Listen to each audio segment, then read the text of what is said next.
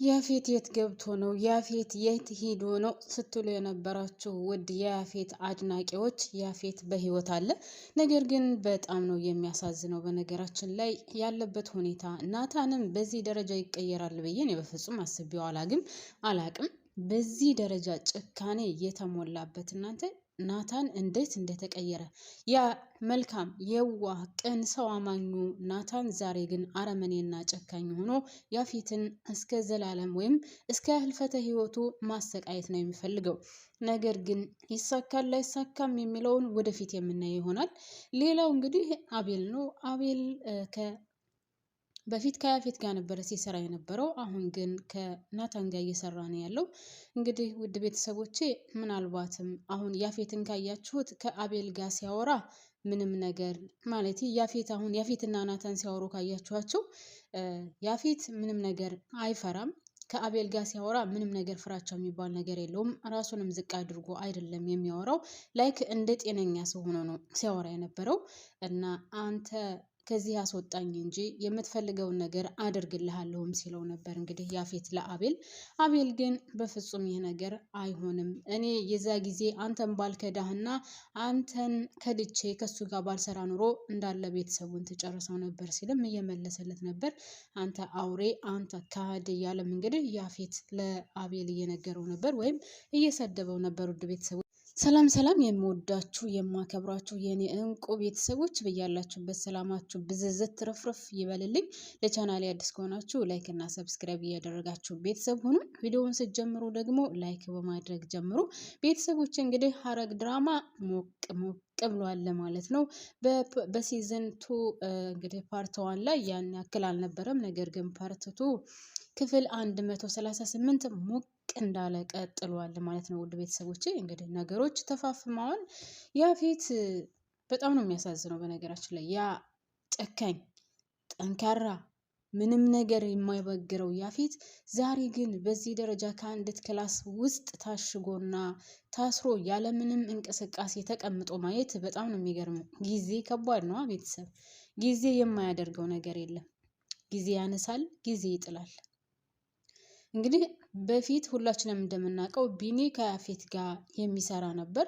ነገር ግን እንግዲህ ከያፌት ጋር የሚሰራ ነበር የሚመስለኝ እኔ በበኩሌ። ሁላችንም ከያፌት ጋር የሚሰራ ነበር የሚመስለን። ነገር ግን ማለት ከናታን ጋር፣ ነገር ግን ቢኒ ሲሰራ የነበረው ከያፌት ጋር ነው። አሁን ነገሮች ተቀያይረዋል። አቤል ሲሰራ የነበረው ከያፌት ጋር ነበር። አሁን ሁላቸውም ነገሮቹ ተለዋውጠዋል። እንግዲህ ቢኒም የራሱን ስራ ወይም ደግሞ ማለት አሁን ከሁሉም ከማንም ሰው ርቆ ነው እየኖረ ያለው። የት አለ የሚባለው ደረጃ እስካሁን ድረስ አልታየም ነበር። አሁንም ቢሆን እንግዲህ በቢኒ ምክንያት እንደተጎዳች ሁላችንም እናውቃለን። እሱ ብቻም ሳይሆን ወንድሟ ያፌት እንደሆነ ካወቀች በኋላ ያው እንደሞተ ስለሰማች በጣም ተጎድታለች። እንግዲህ እንደውም አሁን ናታን በነገራችን ላይ ውድ ቤተሰቦች የናታን መቀየር በጣም ነው የገረመኝ።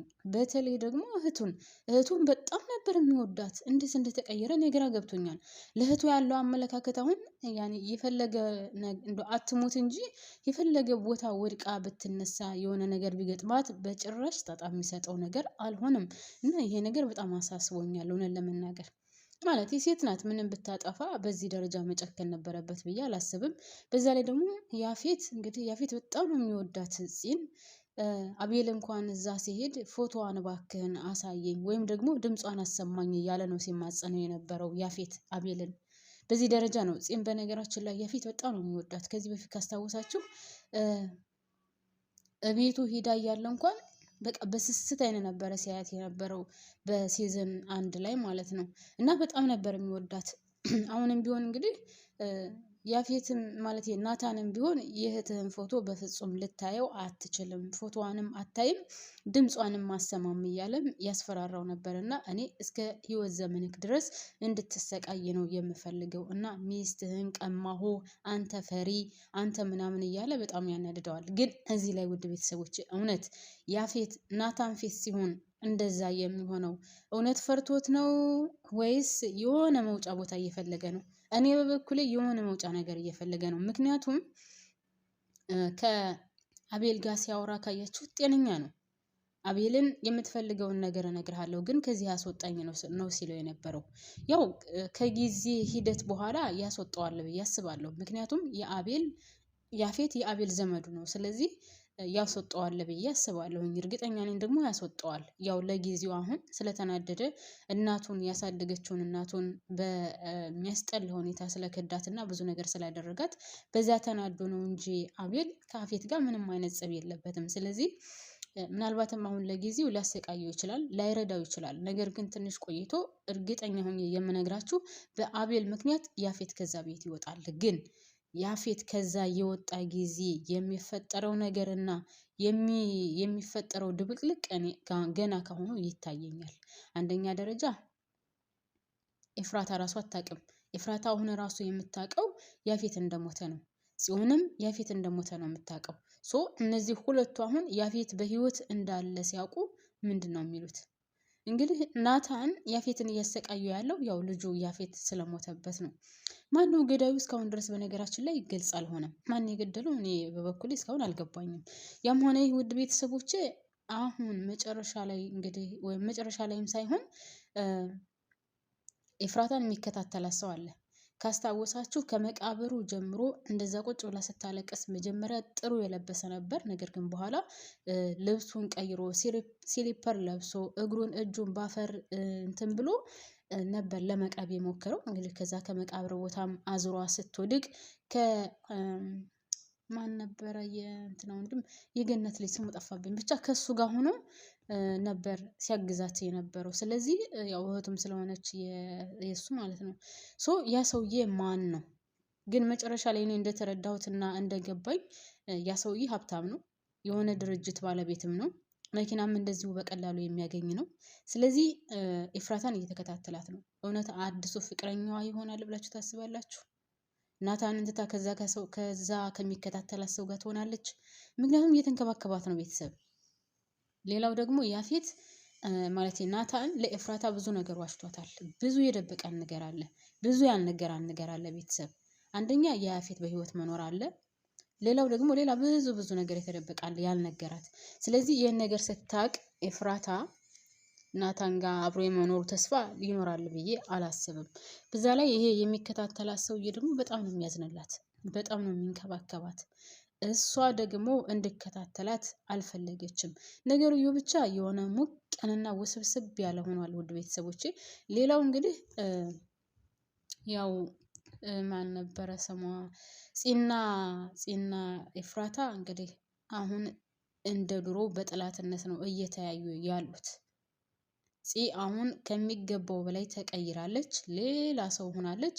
እሷ የምታስበው አሁን በኤፍራታ ምክንያት ቤተሰቦቿንም እንዳጣችና ወንድሟን ብቻ በአጠቃላይ ከሷ ቅርብ የሆኑትን በሙሉ በኤፍራታ ምክንያት እንዳጣች አድርጋ ነው የምታስበው። ስለዚህ አንደኛ ቀንደኛ ጥላቷ አድርጋ የምታያት ኤፍራታ ነው። እንግዲህ ወይዘሮ ገነትንም እናንተ አስመሳዮች፣ እናንተ ምን ትሰሩልኛላችሁ? አሁን እኔ እንደዚህ ኩኝ ስታዩኝ ያዘናችሁ አትመስሉም እያለችም ስትናገራቸው ነበር። እና ይሄም ትልቅ ችግር ነው። እንግዲህ ያቺ ምስኪንና የዋህ አሁን መጠጥ ጠጭና በመጠጥ ስር ተደብቃ የምትኖር በጣም የምታሳዝን ምስኪን ሆናለች ማለት ነው። ስለዚህ ደግሞ በጠጣች ቁጥርና ጠጥታ እየተንገዳገደች በምትራመድበት ሰዓት ፊቱን በማስክ ሸፍኑ የሚያግዛትና ቤት ውስጥ ድረስ የሚያመጣት እንግዲህ ያው ቢኒ ነው። ቢኒ ወዲያው ድራማው እንዳለቀ ወይም ሲዝን 1 ባለቀ አካባቢ ጠፍቶ ነበር። እስካሁን ድረስ ታይቶ አያውቅም ነበር። ነገር ግን በርቀት ፂን እየተከታተላት ነው። ለፂ ደግሞ ግልጽ መሆን አይፈልግም። ምክንያቱም በጣም ጎድቷታል።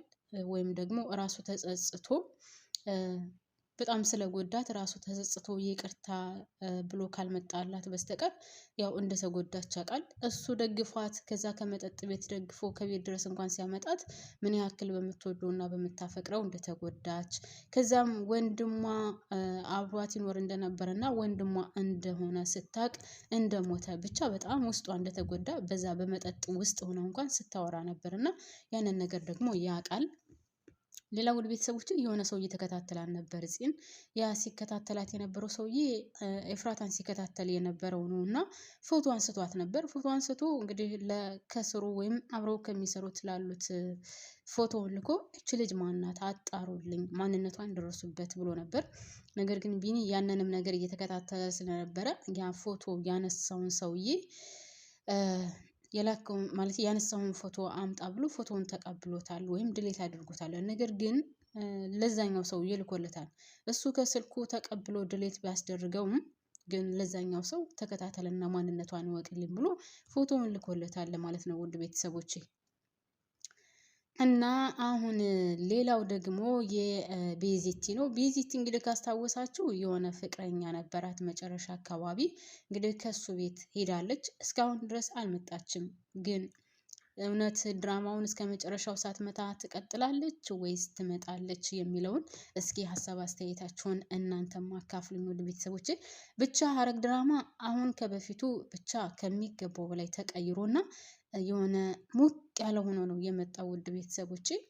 በዛ ላይ ወንጀል ብቻ ነው። ወይኔ አምላኬ ያፌት መቀየር፣ ያፌት እንደዛ መሆን፣ የናታን መቀየር ስማ። እኔ ናታን በዚህ ደረጃ በዛ ላይ አስባችሁታል? ጫማውን በምላሱ እንድለስለት ነው ሲያስደርገው የነበረው በኢየሱስ ክርስቶስ ስም። ታየኝ እኮ አሁን ያፌት ከዛ ከታሰረበት ይውጣ ብቻ። አስባችሁታል? ጫማውን በእግሩ የሚያስጠርገው እናንተ ወንድሙ ነው አይደል እንዴ? በዚህ ደረጃ እንዴት ይጨክንበት አንግል። ያው ያፌትም በጣም ጨካኝ ነበር በነገራችን ላይ፣ ግን በዚህ ደረጃ ጫማ በማስላስ ያኔ እስማ በጣም ነው የሚያስጠላው። ጌታ ይሁን አለ አይደል የሆነ በቀላ ታውቃላችሁ ቤተሰብ። እና ያፌትም እርግጠኛ ነኝ ከዛ ይወጣል። ከዛ ሲወጣ ግን የሚፈጠረው ነገር አታስቡት። በቃ የመጨረሻ በቀል ነው የሚሆነው ጌታ። እና ወደ ቤተሰቦች ለማንኛውም ይህንን ይመስል ነበር ድራማው። እስኪ ሀሳብ አስተያየታችሁን አካፍሉኝ። ላይክ አትርሱ።